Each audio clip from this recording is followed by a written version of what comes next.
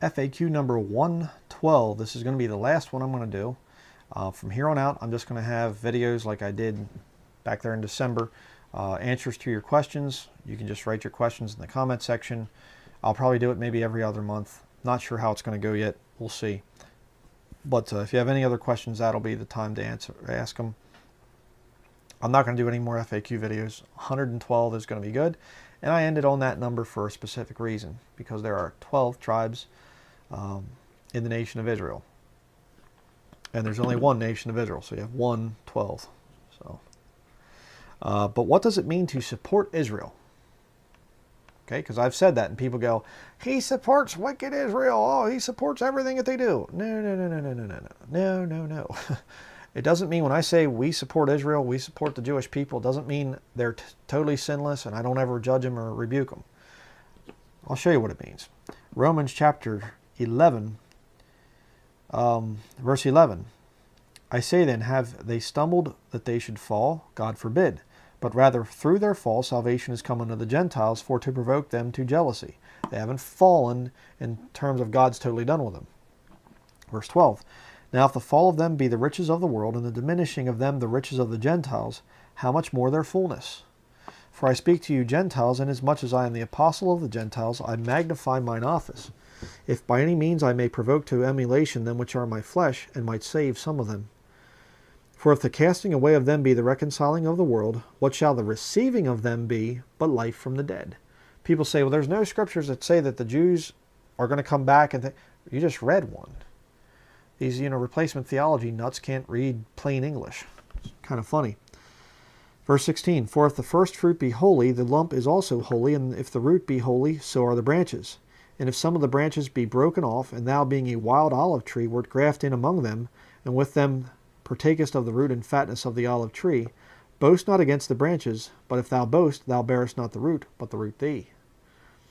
Okay, in other words, you're not supposed to speak against that nation of Israel, right, in terms of calling them wicked and satanic and all this other stuff. We wouldn't be saved if it wasn't for the nation of Israel and the Jewish people. This book is a Jewish book. Our Savior's a Jew. So be very careful what you say about the Jews as a people. Now you can say that individual Jews are sinners, that's true.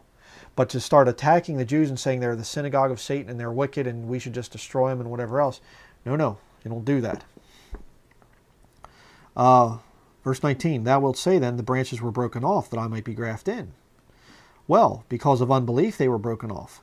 And thou standest by faith. Be not high-minded, but fear. This is a very serious warning here. For if God spared not the natural branches, take heed lest he also spare not thee. Behold therefore the goodness and severity of God. On them which fell, severity, but toward thee, goodness, if thou continue in his goodness. Otherwise thou also shalt be cut off. Okay? Now, people, there's debate on this thing back and forth, and they say, what does this mean? Does this mean you're losing your salvation? You're cut off? Does this mean your nation is cut off from God's blessing? Well, there's debate. You can debate that thing back and forth. I've talked about that in other studies. But the deal here is God has a specific purpose and plan for that nation of Israel. So when I say I support Israel, what I'm saying is the Jews gave me this book, the Jewish people, the nation of Israel. They gave me the book. My Savior is a Jew. So why then would I turn against the Jewish people and say, yeah, let the Arabs go in there, free Palestine? A Christian would never wear a shirt that says free Palestine. Know what I mean? They would never support the Arabs pushing those Jews out of Israel. When I say I support Israel, I say I support their right to be in that land. And I'll take it one step further.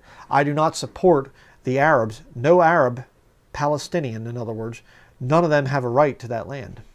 They should be pushed out.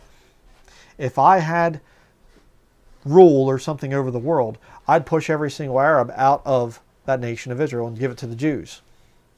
Only Jews can live here, sorry. Anybody else, get out. You're not allowed to be there. Pope, trying to put up your throne there in Jerusalem, sorry, out you go. That's what I'd say.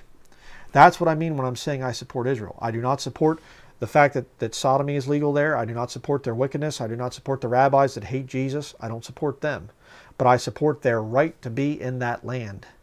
prophecy in the end times is about geographic land. All these people come out, we're the true Jews, we're the true Jews. I'm a white man, I'm a Northern European, so I'm a true Jew. Then get over to Israel, because it's about land. I'm a black African, I'm a real true Jew. Okay, then get to Israel. Don't fool around in the streets of New York or in the streets of wherever, England or something like this, running your mouth that you're a true Jew. It's about land. It's about physical land. And all these arguments that they come up with to prove that the blacks are the true Jews or the whites are the true Jews or whatever else, not one of them is going to go back and fight for that land in Israel. That's how you know they're false. That's how you know that they're the synagogue of Satan. The promises God made are physical land in the time of Jacob's trouble. So do not be deceived by this replacement theology nonsense, no matter who it comes from.